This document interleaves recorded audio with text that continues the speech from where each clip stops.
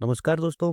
Chinese apps को लेकर एक बहुत बड़ी न्यूज़ अभी चर्चा में है कि टिकटॉक और बाकी चाइनीज ऐप वापस इंडिया में आ रहे हैं। टिकटॉक की वेबसाइट इंडिया से एक्सेस हो रही है, लेकिन दूसरी तरफ ड्रीम इलेवन, माई इलेवन सर्कल, पोकर, प्रोबो जैसे इंडियन बैटिंग और फैंटेसी ऐप जो स्ट्रिक्टली बैन कर दिए गए हैं नए गेमिंग बिल 2025 के अंडर। आज की इस वीडियो में इसके पीछे की सच्चाई जानेंगे कि क्या टिकटॉक और इनकी वापसी हो रही है। 2020 में चाइना के साथ गलवान वैली इंसिडेंट के बाद इंडिया ने 59 चाइनीज ऐप्स को ब्लॉक कर दिए थे, जिनमें सबसे famous TikTok, SHAREit, WeChat, UC browser और आदि शामिल थे। यहाँ आप इनकी कंप्लीट लिस्ट देख सकते हो। मोस्टली जो ऐप बैन किए गए थे वो अभी तक बैन में ही है, लेकिन इनमें से कुछ ऐप्स अपना भेष बदलकर दूसरे नामों से प्ले स्टोर पर आ गए थे। गवर्नमेंट ने इन ऐप्स को बैन करने के पीछे रीजन बताया था कि डाटा सिक्योरिटी और नेशनल सिक्योरिटी और प्राइवेसी थ्रेट्स के चलते इनको बैन किया गया है। और इसके बाद लगभग 100 और ऐसे चाइनीज ओरिजिन की ऐप्स को बैन किया गया था। और अभी फिलहाल न्यू गेमिंग बिल 2025 इंट्रोड्यूस किया गया था। उसके अंडर इंडियन ऐप्स जैसे ड्रीम इलेवन, माई eleven circle, poker, rummy, पोकरबाजी, Probo ऐसे बैटिंग और फैंटेसी और ओपिनियन ट्रेडिंग में इन्वॉल्व गवर्नमेंट ने बैन कर दिया है। इन पर मैं एक डिटेल वीडियो पहले बना चुका हूँ। इस बिल के बाद ऐसे सभी ऐप्स और प्लेटफॉर्म्स ने अपनी सभी कॉन्टेस्ट को बंद कर दिया था जिनमें रियल पैसा इन्वॉल्व था। इसी के तुरंत बाद मीडिया रिपोर्ट्स आती है कि टिकटॉक की वेबसाइट इंडिया में फिर से एक्सेस होने लगी है।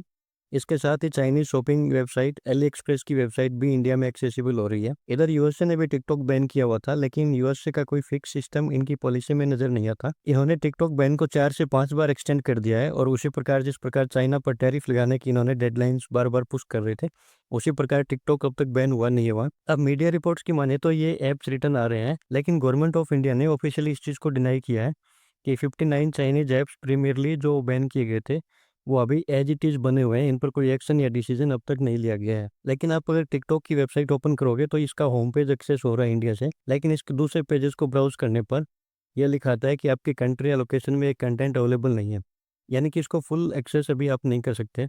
लेकिन अली एक्सप्रेस की वेबसाइट पर आप जाओगे तो आपको सारे प्रोडक्ट्स और इनका पूरा डिस्क्रिप्शन दिख रहा है। अभी हुआ क्या कि हाल ही के दिनों में यूएसए ने इंडिया को रशियन ऑयल परचेज ना करने के लिए काफ़ी प्रेशराइज किया था और 50% टैरिफ इम्पोज कर दिए थे। लेकिन इसके बाद हमने चाइना और इंडिया रिलेशंस में काफ़ी प्रोग्रेस देखी है। चाइना खुलकर इंडिया के सपोर्ट में है। विदेश मंत्री एस जयशंकर चाइना गए थे और चाइना के विदेश मंत्री वांग यी अभी हाल ही में भारत आए थे और मोदी जी भी जल्दी चाइना जाएंगे। गलवान वैली इंसिडेंट के बाद और कोविड के कारण इंडिया चाइना का बॉर्डर ट्रेड जो बंद हुए अभी 5 साल से ज़्यादा हो गए थे, वो अब फिर से स्टार्ट कर दिया गया है।